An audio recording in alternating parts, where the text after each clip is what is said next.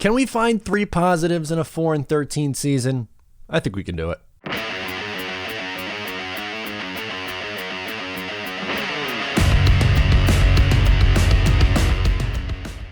Hey, what's going on? I'm Matt O'Leary, back with another video, and today I will be talking about 3 positive things that I saw from the 2021 Jets. Before we get started today, I just wanted to mention you can follow on social media at Matt O'Leary NY. If you haven't already, please make sure to check out the Just Jets podcast. Episodes, don't know why that was so hard to say. Episodes are dropping on Mondays now during the off season, and we'll wait a while, and then when the season comes back again, we'll go to midweek shows so that we can get, conversations about last week's into the next week's game. But off season, we're moving it back to Mondays, which is where we started out originally. And lastly, this video is brought to you by Skillshare. Let's get into it. So Skillshare is an online learning community with thousands of inspiring classes for creators. Explore new skills, deepen existing passions, and get lost in creativity. Classes include illustration, graphic design, creative writing, film and video, web development, and so much more. Personally, I'm interested in the Adobe stuff, so you can check me catching out the beginner's guide to animating custom GIFs and animating with ease in Adobe After Effects. It's curated specifically for learning, meaning there are no ads, and they're always launching new premium classes so you can always stay focused and follow wherever your creativity takes you. The first 1,000 subscribers to click the link in the description will get a 1-month free trial of Skillshare, so you can start exploring your creativity today. Okay, so what are my 3 positives? And sure, there's a lot of right answers here. So if you say, well, what about this in the comments? Well, you're probably right, but these are just the big 3 in my eyes that came to mind.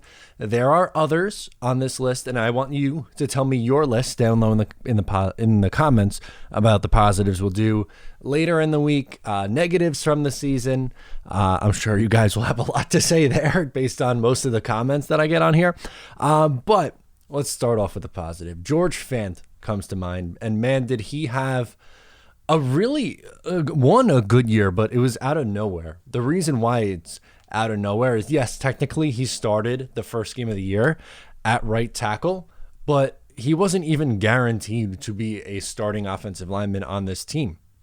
At the beginning of the year, when they signed Morgan Moses, I think most people assumed that Morgan Moses was going to be the starting right tackle. The starting left tackle was going to be Mekhi Becton, and your depth/swing tackle was going to be George Fant. Well, that plan goes out the window when Greg Van Roten rolls up on Mekhi Becton, ends his season, and Morgan Moses comes in. George Fant moves over to the left, and he has the best year of his career by far. He only allowed 18 pressures, only allowed 1 sack on the year, 14 hurries, 3 quarterback hits. And again, being able to move from right tackle to left tackle in a pinch and play at such a high level was impressive. And I think there's a legitimate case for him at left tackle next year, depending on what happens with Mekhi. I look at it like this. You go in and you battle it out, and you see which one comes out on top, and you move the other one back to the right side. Mekhi's played right tackle in college. I think in a perfect world, Mekhi's back and healthy and playing at the level he was as a rookie, and you're good, and you can move Fant back over to the right side. I think that's probably your best case scenario, but you have to love what you got out of George Fant.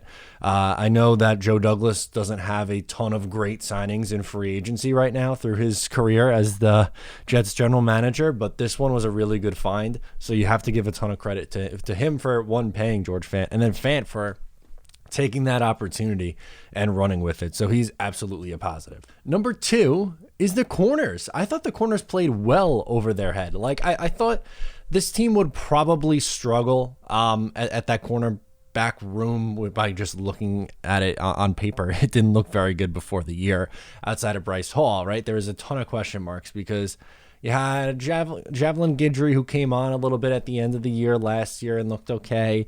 You had Michael Carter, who was a late round pick in this past draft. Brandon Echols, a late round draft pick, Isaiah Dunn, undrafted free agent. Lamar Jackson, undrafted free agent.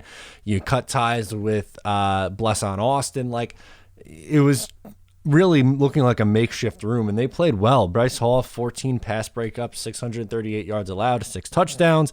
Echols held his own, and I think in a perfect world next year, Echols is probably like your rotate in corner, spot start corner, which is fine, but he held his own. 600 yards, 1 touchdown allowed, 2 picks, by the way. One against the Miami Dolphins was the big one that we remember. 6 penalties. That he was a little high on the penalties, but you're getting nitpicky at that point.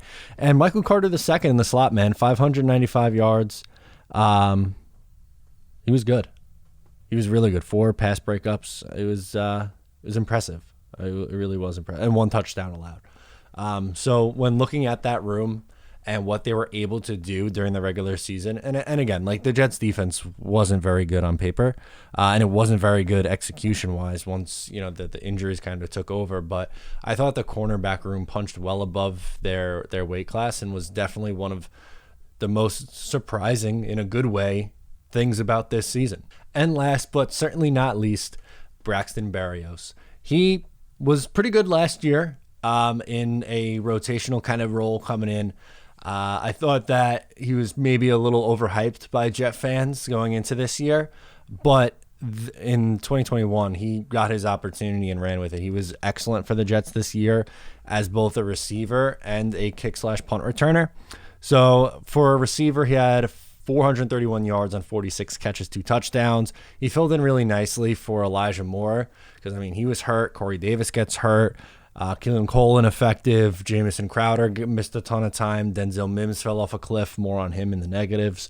And Braxton Berrios stepped up and was down the stretch one of the only receivers that you could rely on that Zach was throwing the ball to. And he was 3rd in kick return yards, returned the kick for a touchdown, 13th in punt return yards. He is really steady on special teams, and he's due a new contract. And I think, most agree they want him back in some capacity. Now, I'm not saying that he's necessarily going to be like a main focal point in the offense next year, a starting caliber guy. I think he's probably wide receiver 4, starting kick returner, punt returner, gadget kind of player, and that's fine.